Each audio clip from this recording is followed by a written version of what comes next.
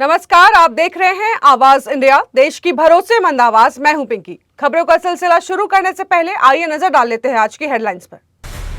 Spain और Finland के नेताओं से मिले PM Modi, Bharat EU FTA को बताया स्वर्णिम युग। उप मुख्यमंत्री एकनाथ शिंदे और राज ठाकरे की मुलाकात से महाराष्ट्र में सियासी हलचल तेज। बिना तथ्य कुछ कहना गलत, रोहित पवार के दावों पर मंगल प्रभात लोढ़ा का सख्त जवाब। और यूपी विधानसभा चुनाव बसपा अकेले लड़ेगी, मायावती का बड़ा ऐलान। अब खबरें विस्तार से। राजधानी के भारत मंडपम में आयोजित इंडिया एआई इंपैक्ट एक्सपो 2026 के दौरान प्रधानमंत्री नरेंद्र मोदी ने स्पेन के राष्ट्रपति पेड्रो सांचेज और फिनलैंड के प्रधानमंत्री पेटेरी ओर्पो से अलग अलग मुलाकात की। इन बैठकों में भारत यूरोपीय संघ मुक्त व्यापार समझौते को दोनों पक्षों ने ऐतिहासिक कदम बताया। पीएम मोदी ने कहा है कि यह समझौता भारत यूरोप संबंधों में स्वर्णिम युग की शुरुआत है। स्पेन के साथ बैठक में रक्षा, सुरक्षा और प्रौद्योगिकी जैसे क्षेत्रों में सहयोग बढ़ाने पर चर्चा हुई। दोनों देशों ने वर्ष 2026 को भारत स्पेन संस्कृति, पर्यटन और एआई वर्ष के रूप में मनाने का निर्णय दोहराया। पीएम ने कहा है कि इससे जन सुराज, जनसंपर्क और शैक्षणिक आदान प्रदान को बढ़ावा मिलेगा। उन्होंने विश्वास जताया है कि ईयू के साथ हुआ एफटीए स्पेन के साथ आर्थिक साझेदारी को नई ऊंचाइयां देगा। यह समझौता लगभग 2 अरब लोगों के विशाल बाजार को जोड़ने वाला माना जा रहा है। राष्ट्रपति सांचेज ने भी सोशल मीडिया पर भारत के साथ संबंधों को और मजबूत करने की प्रतिबद्धता जताई। उन्होंने एआई को लोगों के केंद्र में रखकर आगे बढ़ाने की जरूरत पर जोर दिया। वहीं फिनलैंड के प्रधानमंत्री पेटेरी ओर्पो के साथ हुई विस्तृत वार्ता में व्यापार और नवाचार प्रमुख मुद्दे रहे। पीएम मोदी ने भारत ईयू एफटीए के लिए उनके व्यक्तिगत समर्थन पर आभार व्यक्त किया है। दोनों देशों ने द्विपक्षीय व्यापार को दोगुना करने का लक्ष्य रखा है। जब राज ठाकरे ने उप मुख्यमंत्री एकनाथ शिंदे से उनके नंदनवन निवास पर मुलाकात की, तब महाराष्ट्र की राजनीति पर नई हलचल शुरू हो गई है। मुंबई महानगर पालिका चुनाव के बाद दोनों नेताओं की पहली बैठक थी। मुलाकात के दौरान विभिन्न राजनीतिक मुद्दों पर चर्चा होने की जानकारी सामने आई है। इस बैठक ने संभावित सियासी समीकरणों को लेकर अटकलों को फिर हवा दे दी है। चर्चा इस बात की भी है कि क्या मनसे और शिंदे गुट के बीच भविष्य में कोई नई रणनीति बन सकती है। खास बात यह भी है कि राज ठाकरे फिलहाल अपने चचेरे भाई उद्धव ठाकरे के साथ राजनीतिक तालमेल में हैं। वहीं उद्धव गुट और शिंदे गुट के बीच लंबे समय से टकराव की स्थिति बनी हुई है। इस मुलाकात का समय भी राजनीतिक तौर पर अहम माना जा रहा है। हाल ही में कल्याण डोंबिवली महानगर पालिका में चेयर चुनाव के दौरान मनसे पार्षदों ने शिंदे गुट का समर्थन किया था। मनसे के समर्थन से यहां शिवसेना का मेयर चुना गया, जिससे नई सियासी तस्वीर उभर कर सामने आई है। इस फैसले के बाद उद्धव ठाकरे के नेतृत्व वाली शिवसेना ने नाराजगी भी जताई थी।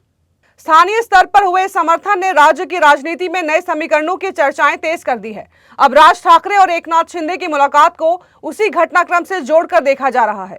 आने वाले दिनों में यह साफ होगा कि यह सिर्फ औपचारिक मुलाकात थी या फिर किसी बड़े राजनीतिक बदलाव का संकेत है। बारामती विमान हादसे में एनसीपी नेता अजित पवार की मौत के बाद सियासत तेज हो गई है। उनके भतीजे रोहित पवार द्वारा हादसे को साजिश बताए जाने पर महाराष्ट्र सरकार के मंत्री मंगल प्रभात लोढ़ा ने पलटवार किया है। मंत्री ने कहा है कि बिना पुख्ता तथ्यों के किसी भी तरह का आरोप लगाना उचित नहीं है। उन्होंने याद दिलाया कि शुरुआत में रोहित पवार ने कोई शंका नहीं जताई थी। मुख्यमंत्री द्वारा डायरेक्टर ऑफ सेफ्टी को जांच के लिए पत्र भेजा जा चुका है। हादसे की जांच प्रक्रिया शुरू की गई है और विमान का ब्लैक बॉक्स भी बरामद कर लिया गया है। मंगल लोढ़ा ने स्पष्ट कहा है कि अंतिम रिपोर्ट से पहले किसी निष्कर्ष पर पहुंचना जल्दबाजी होगी। आपको बता दें कि मुंबई में प्रेस कॉन्फ्रेंस के दौरान रोहित पवार ने हादसे को लेकर कई गंभीर आरोप भी लगाए हैं। उन्होंने दावा किया है कि दुर्घटना के समय बारामती में दृश्यता निर्धारित मानकों से कम थी। इसके बावजूद पायलट कैप्टन सुमित कपूर ने विमान को वापस नहीं मोड़ा। रोहित पवार ने आरोप लगाया है कि विमान को जानबूझकर उतारा गया और टकराते ही विस्फोट हुआ। उन्होंने ये भी कहा है कि उड़ान की जरूरत से अधिक करीब 3000 से 3500 लीटर ईंधन भरा गया था। साथ ही विमान में अतिरिक्त ईंधन के कैन रखने का भी दावा किया गया है। इन आरोपों के बीच सरकार ने जांच रिपोर्ट आने तक संयम बरतने की अपील की है। वक्त हो चला है एक छोटे से ब्रेक का।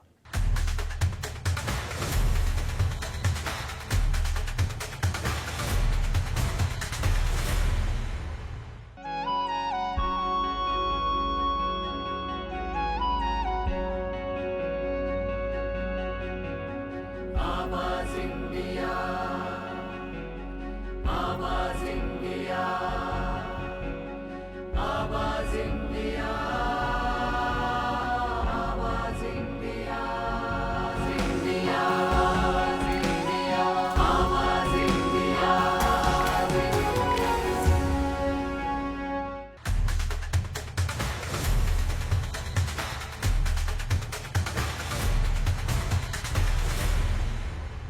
ब्रेक के बाद आप सभी का स्वागत है। बढ़ते हैं अगली खबर की ओर। लखनऊ में बसपा सुप्रीमो मायावती ने साफ कर दिया है कि पार्टी आगामी यूपी विधानसभा चुनाव अकेले अपने दम पर लड़ेगी। उन्होंने गठबंधन की खबरों को फेक न्यूज बताते हुए पूरी तरह खारिज कर दिया है। मायावती ने कहा है कि चुनाव नजदीक आते ही विरोधी दल बसपा को सत्ता से दूर रखने की साजिशें तेज करेंगे। लोकतंत्र और संविधान को मजबूत करने के बजाय एआई को सफलता की कुंजी बताने की स्वार्थी चर्चाएं की जा रही हैं। बसपा प्रमुख ने अंबेडकर वादियों से बाबा साहेब के आत्मसम्मान आंदोलन को मजबूत करने का आह्वान किया। उन्होंने कहा है कि 2007 की तरह इस बार भी बसपा पूर्ण बहुमत की सरकार बना सकती है। कार्यकर्ताओं से उन्होंने हाथी की मस्त चाल चलते रहने की अपील की है। मायावती ने कांग्रेस, सपा और भाजपा पर निशाना साधते हुए कहा है कि इन दलों की सोच अंबेडकर विरोधी है। गठबंधन की चर्चा पूरी तरह मनगढ़ंत और भ्रम फैलाने की कोशिश है। बसपा अपने सिद्धांतों के आधार पर चुनाव मैदान में उतरेगी और किसी के दबाव में नहीं आएगी। उन्होंने कार्यकर्ताओं को सतर्क रहने और अफवाहों से दूर रहने की सलाह दी। दिल्ली में टाई पेट बंगला आवंटन को लेकर भी उन्होंने सफाई दी और कहा है कि ये उनकी सुरक्षा जरूरतों के अनुसार स्वीकार किया गया है। उन्होंने आरोप लगाया है कि इस मुद्दे पर भी कुछ लोग गुमराह करने वाली बातें फैला रहे हैं। असम में विधानसभा चुनाव से पहले सियासी पारा चढ़ता जा रहा है और पाला बदलने का दौर तेज हो गया है। मुख्यमंत्री हिमंता बिस्वा शर्मा ने दावा किया है कि कांग्रेस के दिग्गज नेता भूपेन बोरा जल्द ही बीजेपी में शामिल हो सकते हैं। उन्होंने सोशल मीडिया प्लेटफॉर्म पर पोस्ट करते हुए कहा है कि भूपेन बोरा असम कांग्रेस के जमीनी कार्यकर्ता के रूप में उभरे अंतिम प्रमुख हिंदू नेता रहे हैं। सीएम ने यह भी लिखा है कि वो उनके निमंत्रण पर उनसे मुलाकात करेंगे। उन्होंने इच्छा जताई है कि बोरा बीजेपी परिवार में शामिल होकर राष्ट्र और असम की सेवा के संकल्प को मजबूत करें। इस बयान के बाद राज्य की राजनीति में हलचल तेज हो गई है। चुनाव से ठीक पहले यह घटनाक्रम कांग्रेस के लिए बड़ा झटका माना जा रहा है।